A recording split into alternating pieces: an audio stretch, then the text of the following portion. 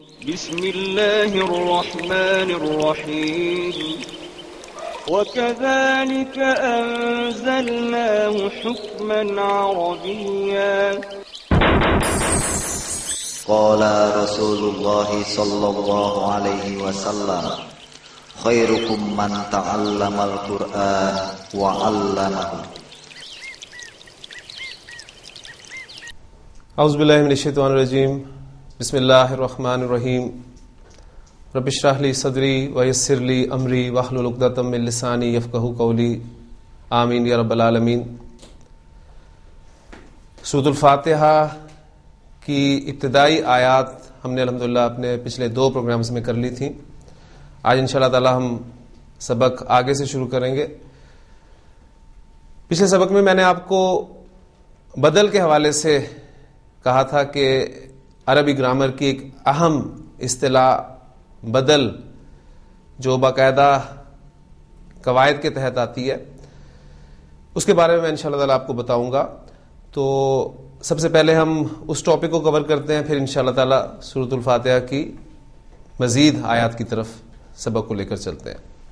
عربی زبان میں تا با عین مادہ استعمال ہم کرتے ہیں.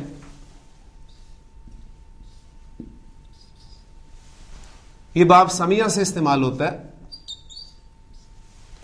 اور اس مادے سے جو ماضی مضارع بنے گا وہ پہلا صیغہ کیا بنے گا؟ تبیہ یتبع.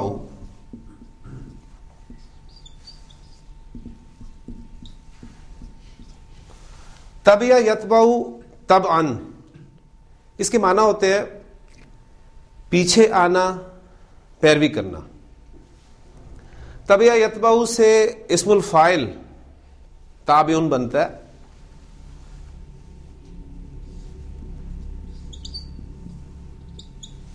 پیچھے آنے والا، پیروی کرنے والا. اور اسی مادے سے آپ اسم المفعول بناتے ہیں تو آپ کا بنتا ہے متبوعن.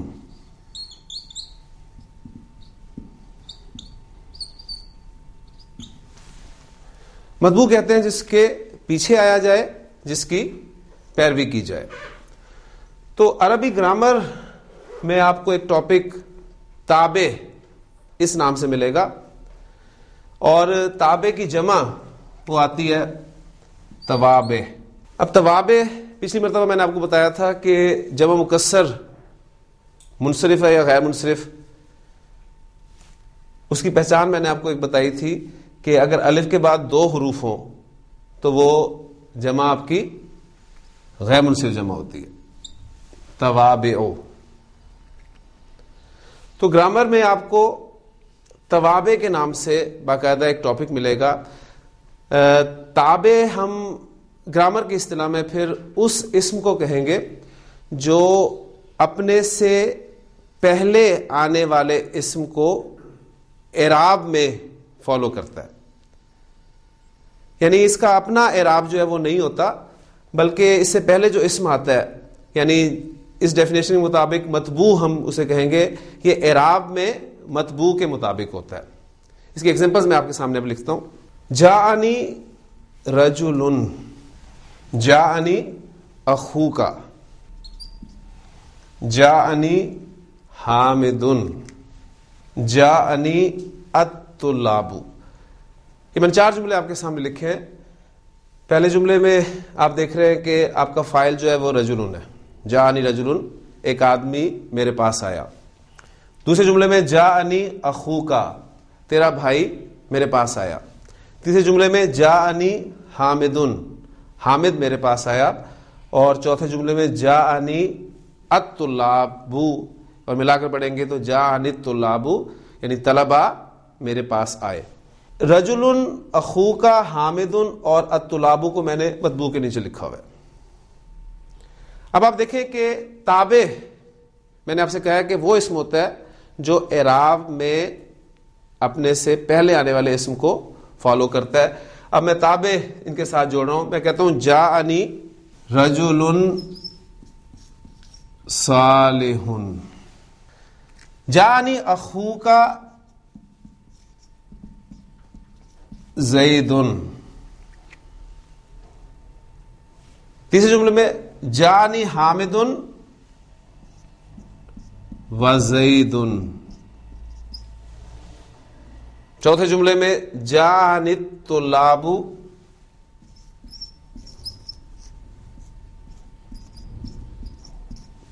کلہم. اب پہلے جملے میں آپ نوٹ کریں کہ یہ صالحن یہ رجل ان کو اعراب میں فالو کر رہا ہے.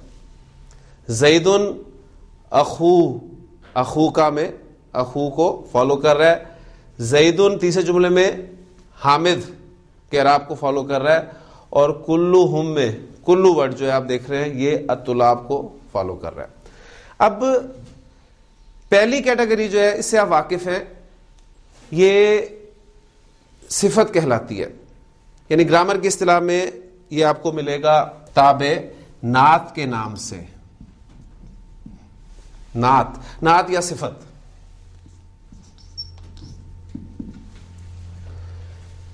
نعت جو ہے یہ کوفہ والوں کی اصطلاح ہے اور صفت جو ہے یہ بصرہ والوں کی اصطلاح ہے, ذہن رکھیے گا.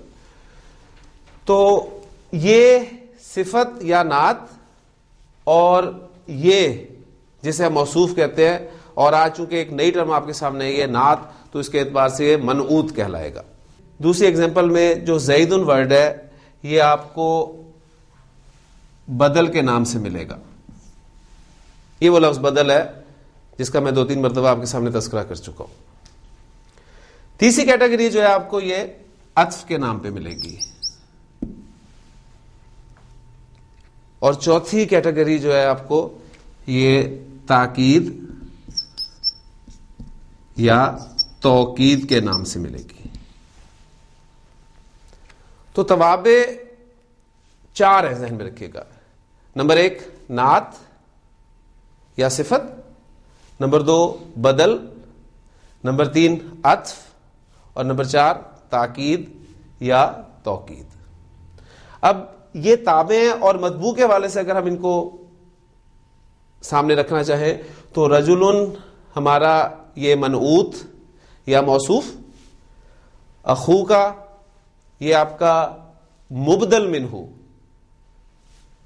حامدن یہ آپ کا معطوف علیہ, اور الطلاب یہ آپ کا مؤکد.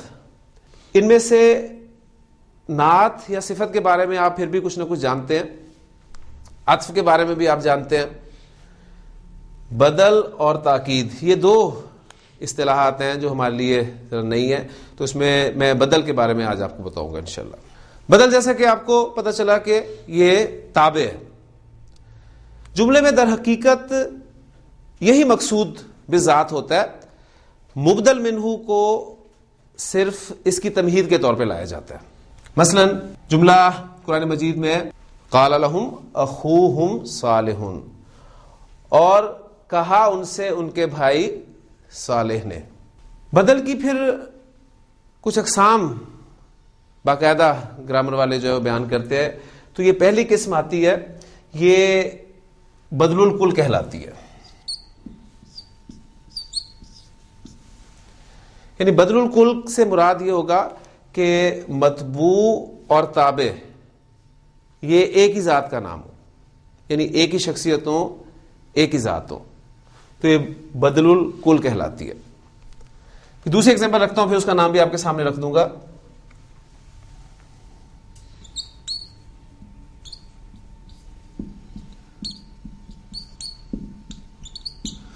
ضرب زید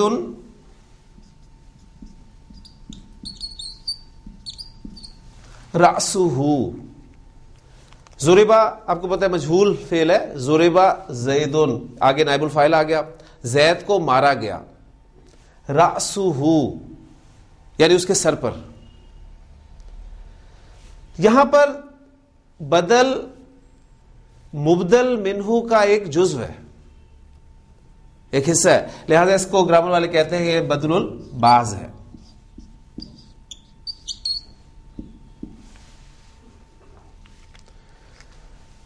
تیسری ایگزامپل رکھ رہا ہوں, सुलिब ज़ैदुन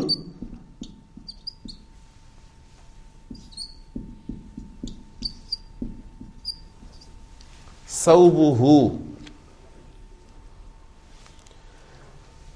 सलबा छीन लेना, उसे सुलिबा मजहूल बन गया। सुलिबा ज़ैदुन लफ्ज़ी तर्जुमा होगा ज़ैद छीन लिया गया। अब ज़ैद छीन लिया गया से क्या मुराद है? आगे जो ताबे आ रहा है सौबुहु यानी उसके कपड़े, यानी ज़ैद के कपड़े छीन लिए गए। तो अब देखिए यहां पर जो ये ताबे है, ये बदल है, ये मुबदल मिन्हू का ना तो जुज़्व है ना वही ज़ात है बल्कि उससे मुतालिक है। ये बदल जो मुबदल मिन्हू से मुतालिक हो इसको बदलुल इस्तेमाल कहते हैं।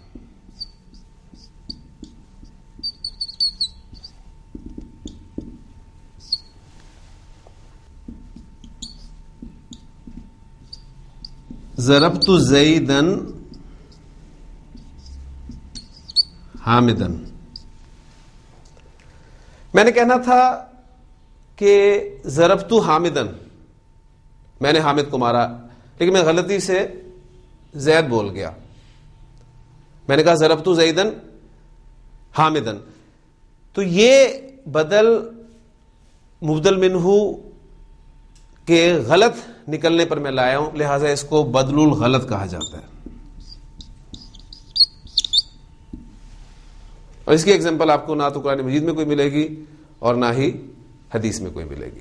तो पूरा टॉपिक अल्हम्दुलिल्लाह हमारा ये बदल का यहां पर मुकम्मल हो सकता है कि बदल 4 किस्म का होगा। बदलुल कुल, जिसमें मुबदल मिन्हू और बदल एक ही जात या एक ही शख्सियत के नाम होंगे। दूसरी कैटेगरी होगी बदलुल बास, जिसमें बदल मुबदल मिन्हू का कोई जुज होगा। मतलब मैं कहता हूं इन कसरल कलमू, इन कसरल कलमू, कलम टूट गया। फिर मैंने कहा रीशुहू यानी उसकी निब। अब ये निब जो है कलम का जुज्व है। तीसरी कैटेगरी सुलिबा ज़ैदुन सौबुहू, ज़ैद के कपड़े छीन लिए गए। सुलिबा ज़ैदुन मालूहू, मैं कहता हूं नफ़अनी अल मुदर्रिसु, मुदर्रिस ने मुझे नफा दिया, नफा पहुंचाया।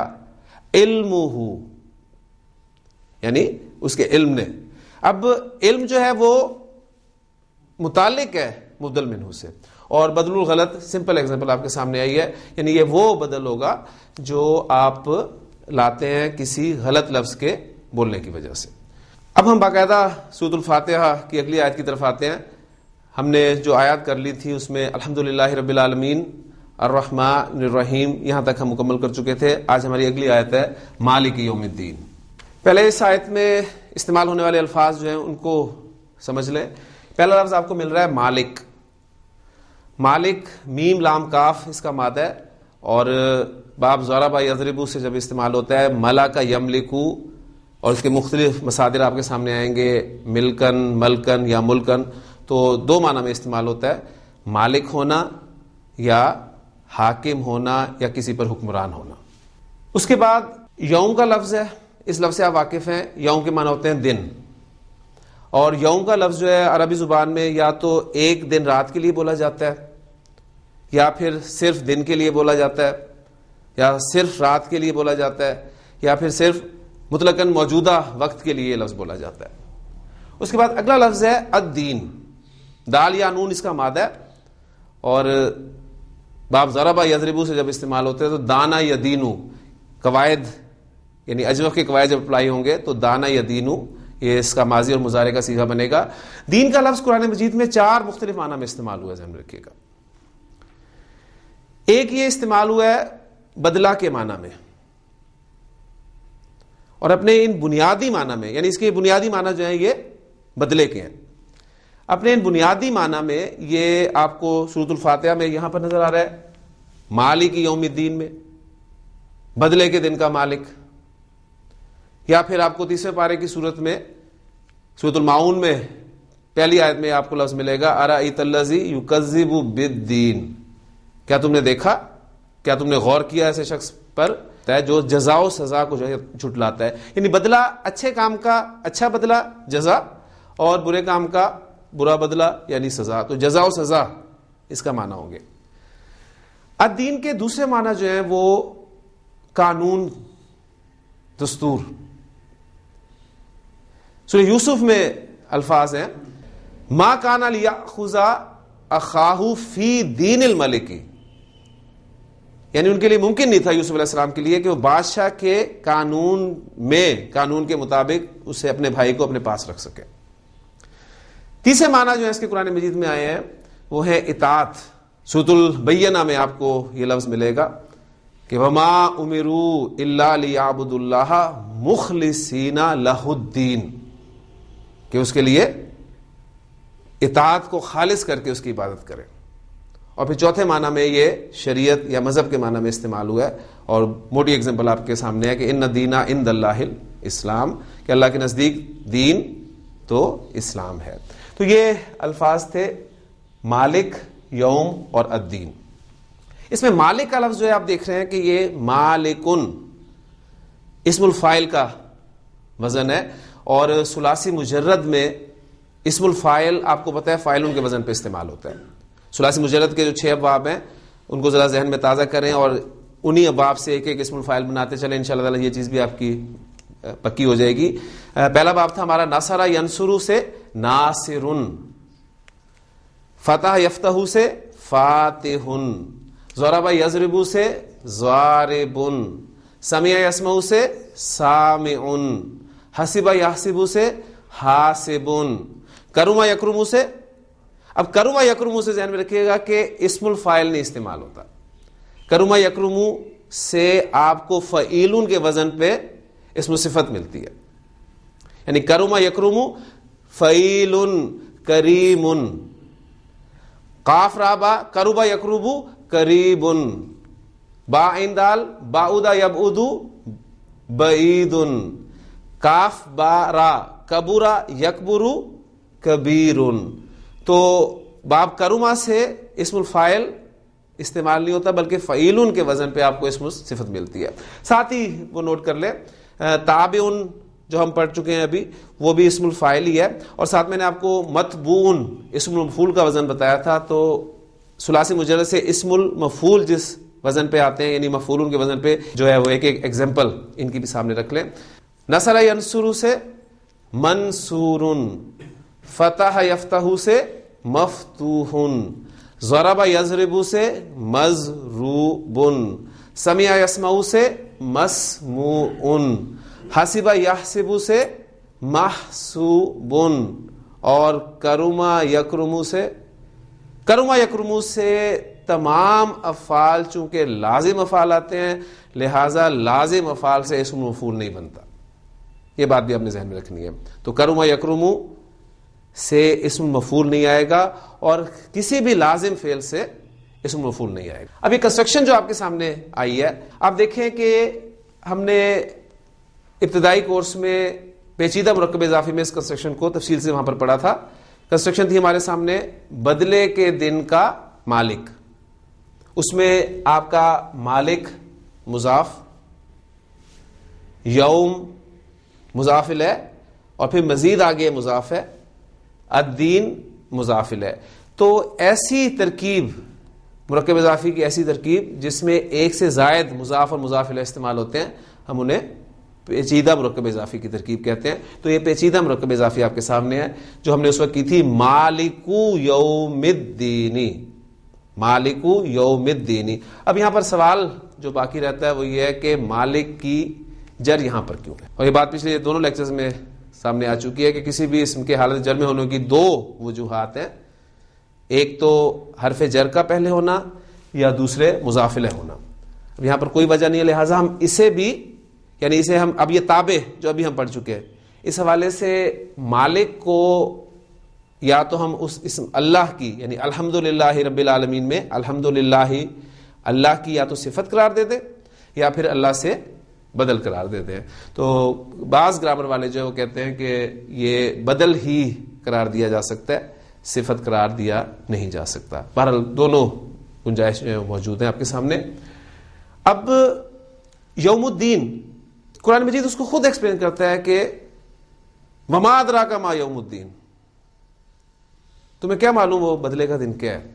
سورۃ الانفطار میں پھر آخری آیت میں اسے بتایا یوم لا تملک نفس لنفس شیئا والامر یومئذ للہ، یعنی وہ ایک ایسا دن ہوگا جس میں کسی جان کو کسی دوسری جان کے لیے ذرا بھی اختیار نہیں ہوگا، اور الامر تمام کا تمام معاملہ، تمام کا تمام فیصلہ کس کا ہوگا؟ اللہ کا ہوگا۔ تو اس اعتبار سے مالک کی یوم الدین کا ترجمہ کچھ یوں بنے گا کہ بدلے کے دن تمام معاملات کا مالک۔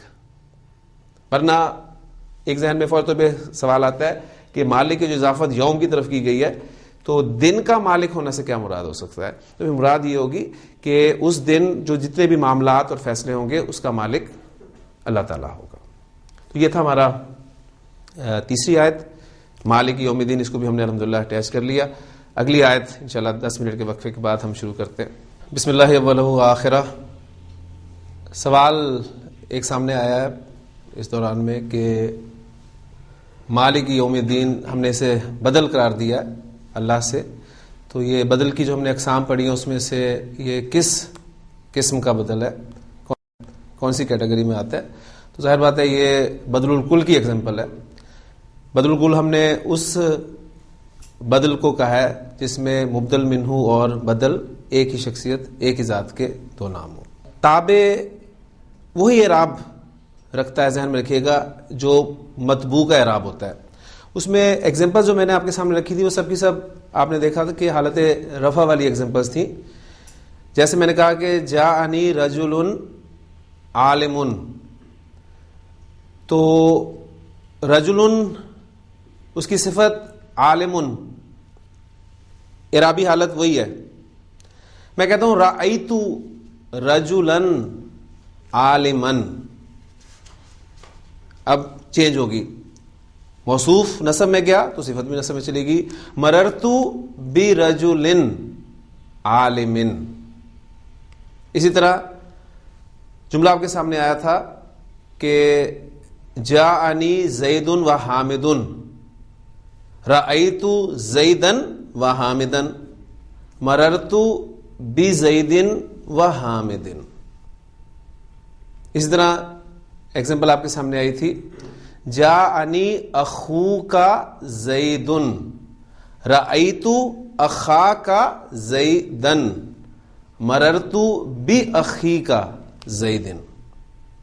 اور اس طرح آخری ایگزامپل جو تھی توکید کی یا تاکید کی، جاءنی الطلاب کلہم، رأیت الطلاب کلہم۔ تو تابع اعراب میں اپنے مطبوع کو فالو کرے گا، ذہن میں رکھے گا۔ اگلی آیت کی طرف ہم چلتے ہیں، سورۃ الفاتحہ کی۔ ایاک نعبد و ایاک نستعین۔ اس میں نعبد فعل کو آپ پہلے ذرا دیکھ لیں، عین با دال مادہ باب نصرہ سے استعمال ہوتا ہے، عبد یعبد عبادتن، اس کے معنی ہوتے ہیں عبادت کرنا۔ نعبد ہم عبادت کرتے ہیں، میں عبادت کرتا ہوں، کیا عربی ہوگی اس کی؟ عابدو۔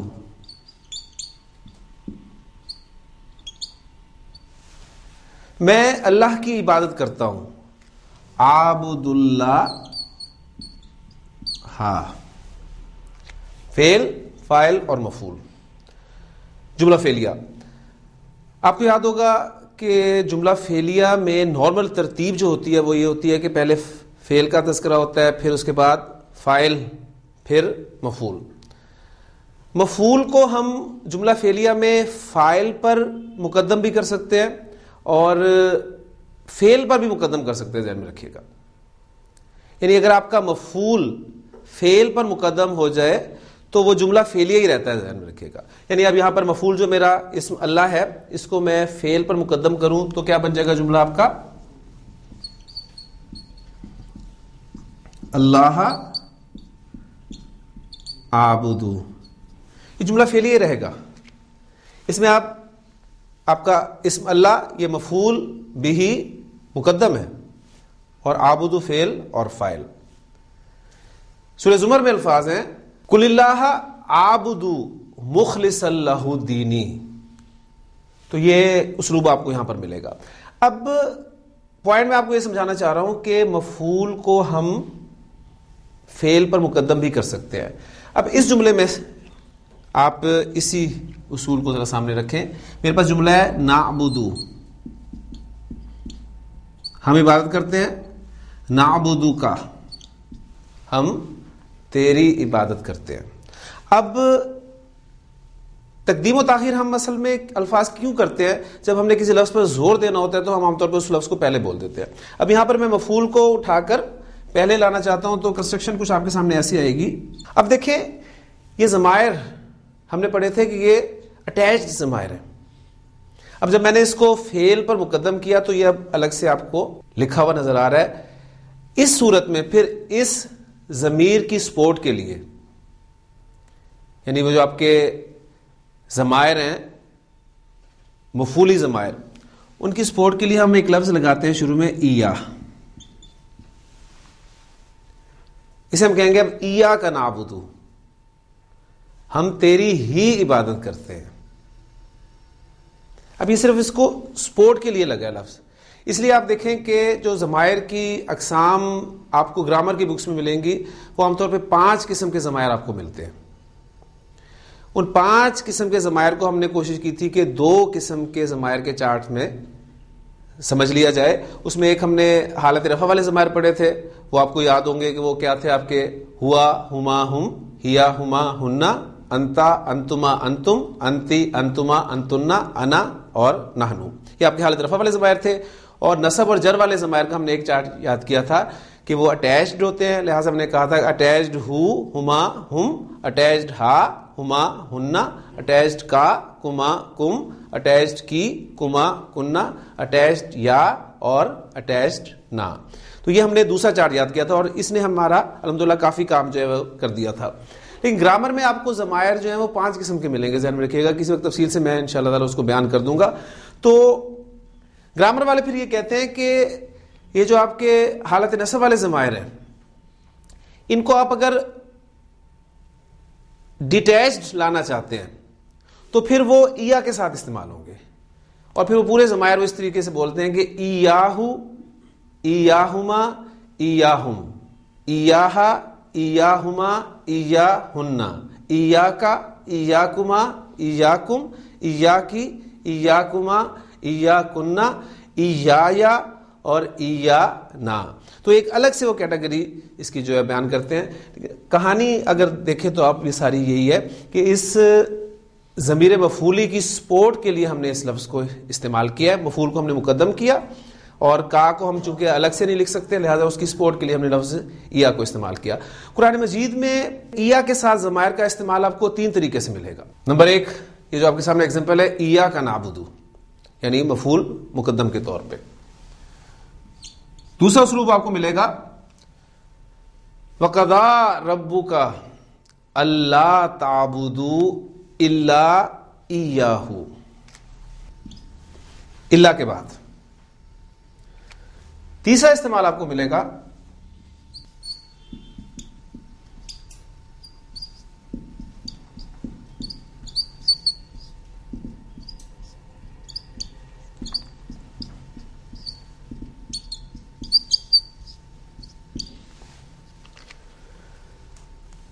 دوسری جگہ الفاظ ہیں نحنو نرزقہم و ایاکم. تو یہ 3 طرح سے آپ کو ایا کا استعمال ملے گا. پہلی چیز جو ہماری سورۃ الفاتحہ کی آیت میں استعمال ہوا ہے یعنی مفعول مقدم کے طور پہ. دوسرا آپ دیکھ رہے ہیں کہ اللہ کے بعد لا تعبدوا الا ایاہ. اور تیسرا آپ دیکھ رہے ہیں کہ عطف ہو کر آ رہا ہے نحنو نرزقکم و ایاہم. اب ایک بات تو نوٹ کریں پہلے کہ یہ ضمائر جو ہیں قرآن مجید میں جو استعمال ہوئے ہیں ایاہو، ایاہم، یعنی غائب میں سے آپ کو مذکر کے 2 ملیں گے ایاہو اور ایاہم. حاضر میں سے ایاکا اور ایاکم جو آیت ابھی میں نے آپ کے سامنے کوٹ کیا، اور متکلم میں سے ایایا اور ایانا. تو یہ آپ کو قرآن مجید میں مختلف جگہ پر ایگزامپلز ملیں گی. ایا کے اس استعمال میں جو پہلی 2 صورتیں ہیں ان 2 صورتوں میں تو ترجمہ ہم ہی کے ساتھ صرف ہی کے ساتھ کریں گے. ایاک نعبد، ہم صرف تیری ہی عبادت کرتے ہیں. لا تعبدو، تم مت عبادت کرو، الا مگر، ایاہو صرف اس ہی کی. لیکن جو تیسری صورت ہے نحنو نرزقکم و ایاہم، اس میں ہم ہی کے ساتھ ترجمہ نہیں کریں گے بلکہ بھی کے ساتھ ترجمہ کریں گے. یعنی ہم تمہیں رزق دیتے ہیں و ایاہم، اور انہیں بھی دیں گے. جبکہ دوسری جگہ پہ جو الفاظ ہیں کہ نحنو نرزقہم، ہم انہیں رزق دیں گے، و ایاکم، اور تمہیں بھی تو دیتے ہیں. تو آپ کو ایا کا استعمال جو ہے قرآن مجید میں ان 3 صورتوں میں ملے گا. مضارع آپ کو پتا ہے کہ حال اور مستقبل دونوں کو کور کرتا ہے، لہٰذا اس میں ایک تو آپ کا اقرار ہے اور دوسرے آپ کا عہد ہے. آپ وعدہ کر رہے ہیں اللہ تعالیٰ سے کہ اللہ ہم تیری ہی عبادت کرتے ہیں، اور یہ وعدہ بھی کرتے ہیں، عہد بھی کرتے ہیں کہ ہم تیری ہی عبادت کریں گے. اور اس کے بعد وہی اسلوب آپ کے سامنے آ رہا ہے وَإِيَّاكَ نَسْتَعِينُ. عین واو نون مادہ ہے. عین واو نون اون مدد کے معنی میں استعمال ہوتا ہے. اس کی پھر اس لفظ سے جمع جب آتی ہے تو آوان، ٹھیک، مددگار. اور عین واو نون مادہ جب باب استفعال میں آتا ہے تو استفعل یستفعل کے وزن پہ میں چاہوں گا کہ ایک آپ کے سامنے پریکٹس یہاں پر کر دوں. استعون، استفعل، اسی وزن کو آپ فالو کریں. اور یستفعل، یستعون.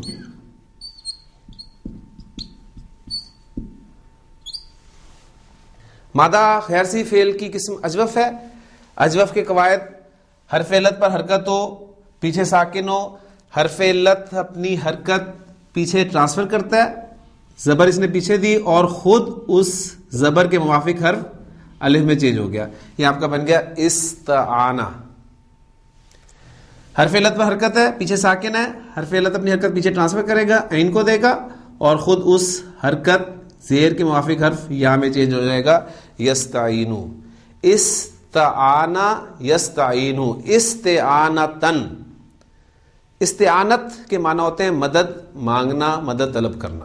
جس سے مدد مانگی جائے ظاہر بات ہے وہ اس کا مفعول ہوگا، اور اس کا مفعول جو ہے وہ ڈائریکٹ بھی استعمال ہوتا ہے اور باقی پریپوزیشن کے ساتھ بھی استعمال ہوتا ہے. تو یہاں پر اب صیغہ نوٹ کریں. استعانہ یستعینو، یستعینو، تستعینو، تستعینو، استعینو، نستعینو. ہم مدد مانگتے ہیں یا ہم مدد مانگیں گے. نستعینو کا، ہم مدد مانگتے ہیں تجھ سے. اور پھر اس مفعول کو فعل سے جب ہم نے مقدم کیا تو کنسٹرکشن ہمارے سامنے آئی ایاک نستعینو، ہم تجھ سے ہی مدد مانگتے ہیں. اور پھر مضارع کا ترجمہ مستقبل میں کریں تو مدد مانگیں گے. ایاک نعبد و ایاک نستعین. الحمدللہ یہ بھی آیت ہماری مکمل ہوگی. اگلی آیت ہے ہمارے سورۃ الفاتحہ کی اہدنا الصراط المستقیم.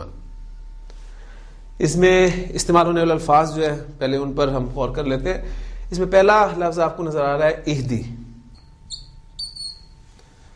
غیر سی فعل کی قسم ناقص ہے، باب ضربہ یضرب سے استعمال ہوتا ہے تو یہ بن جائے گا آپ کا ہدا یہدی.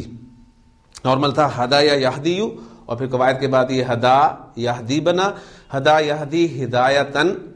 اس کے معنی ہوتے ہیں کسی کو راہ دکھانا، کسی کو راہ بتانا، کسی کو راہ پر چلانا، کسی کو راستے پر ڈال دینا. اس کے دو مفعول جب استعمال ہوتے ہیں، ایک تو مفعول وہ ہوگا جس کو راستے پر چلایا جائے، اور دوسرا مفعول ہوگا جس راستے پر یا جدھر چلایا جائے. تو دو مفعول کے ساتھ جب یہ استعمال ہوتا ہے تو پہلا مفعول تو اس کا ڈائریکٹ استعمال ہوتا ہے، یعنی بغیر پریپوزیشن کے استعمال ہوگا. جیسے میں کہوں گا ہداہو، یہ پہلا مفعول آ گیا، ڈائریکٹ استعمال ہوا ہداہو. دوسرا مفعول جو ہے وہ 3 طریقوں سے استعمال ہوتا ہے.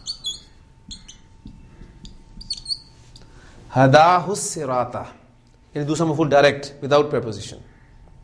دوسرا استعمال اس کا ہداہ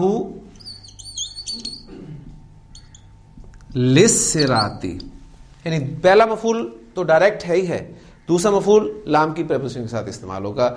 इसी इस्तेमाल के साथ आपको कुरान मजीद में ये मिलता है अल्हम्दुलिल्लाहिल्लज़ी हदाना लिहाजा। अब देखिए हदाना पहला मफूल ना और लिहाजा दूसरा मफूल लाम के साथ इस्तेमाल हुआ। तीसरा इस्तेमाल आपको मिलेगा हदाहू इलस्सिराती, दूसरा मफूल जो है वो इला के साथ आता है। तो कुरान मजीद में तीनों तरीकों से ये इस्तेमाल हुआ है फेल हदा याहदी, ज़हन में रखिएगा। अब हदा याहदी से हम फेल अमर बनाना चाहते हैं। हदा याहदी पहला सीगा जो हमारे सामने आता है तहदी, क्योंकि आपको पता है कि फेल अमर जो है वो हाजिर के सीगों से बनता है और फिर मुजारे से बनता है, ज़हन में रखिएगा। यानी मुजारे से बनता है और हाजिर के सीगों से बनता है, और हाजिर का पहला सीगा हमारा है तहदी। इसे हम फेल अमर बनाना चाहते हैं। तो फेल अमर बनाने के लिए जो कवायद हैं उनको ज़हन में ताज़ा करें। पहला रूल, पहला स्टेप ये होता है कि मुजारे को अखफ किया जाता है। मुजारे जब अखफ होता है तो नाकिस अफाल जो है, नाकिस वावी या नाकिस याई, उसमें हर्फ इल्ला जो है ड्रॉप हो जाता है। जब नाकिस फेल को अखफ किया जाता है तो हर्फ इल्ला ड्रॉप हो जाता है। ये आपके पास बच गया तहदी। दूसरा स्टेप, अलामत मुजारे आप गिरा देते हैं, अलामत मुजारे हटा देते हैं।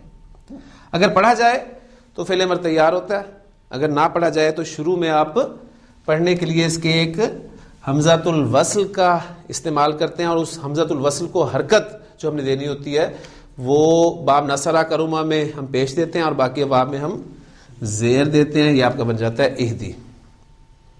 अभी आपका फेल अमर तैयार है। इहदी फेल और इसके अंदर अंता की ज़मीर जो है वो इसका फाइल है।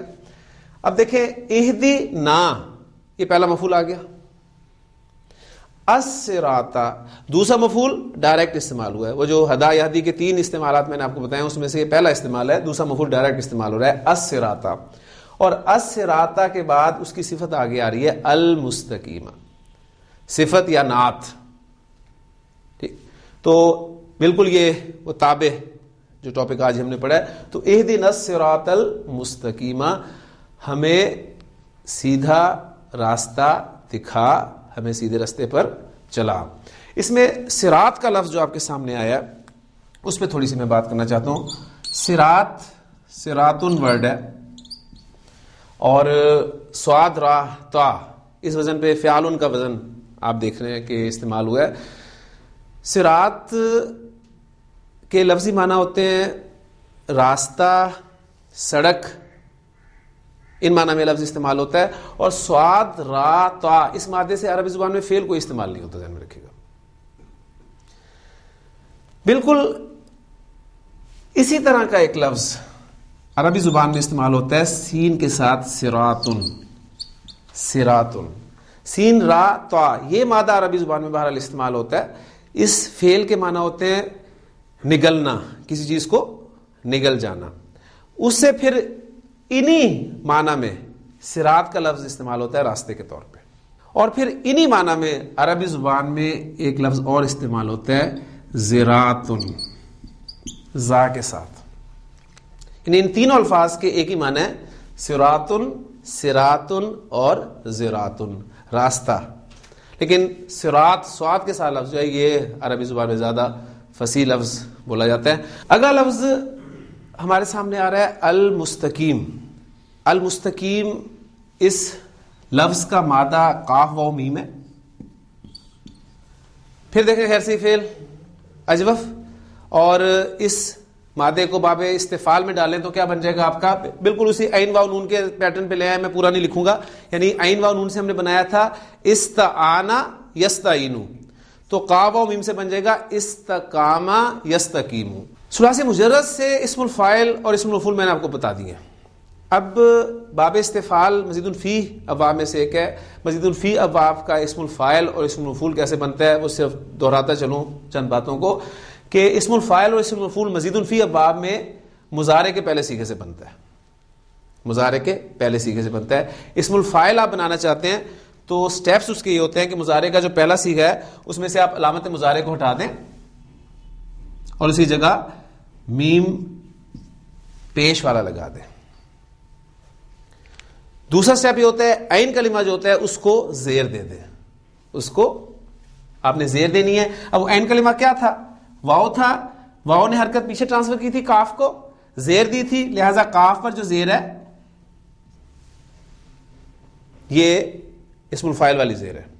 اور تیسرا سٹیپ یہ ہوتا ہے کہ آپ لام کلمہ پر تنوین لگا دیں تو لفظ آپ کا بن گیا مستقیم. یہ آپ کا بن گیا اسم الفاعل. استقامہ یستقیمو کے معنی ہوتے ہیں سیدھا ہونا، اور پھر اسم الفاعل مستقیم، اس کا ترجمہ کیا کریں گے آپ؟ سیدھا ہونے والا یا مجرد سیدھا، اس کا ترجمہ آپ کر دیں گے. اچھا، اسم المفعول کے حوالے سے اگر آپ دیکھیں تو وہ ایگزامپل جو میں نے آپ کو بھی کروائی تھی استعان یستعین، اس کے حوالے سے میں چاہوں گا کہ آپ اس کو کریں تو انشاءاللہ تعالی اسم مفعول کی ایگزامپل آپ کے سامنے بڑی پیاری آئے گی. وہ تھا استعان یستعین.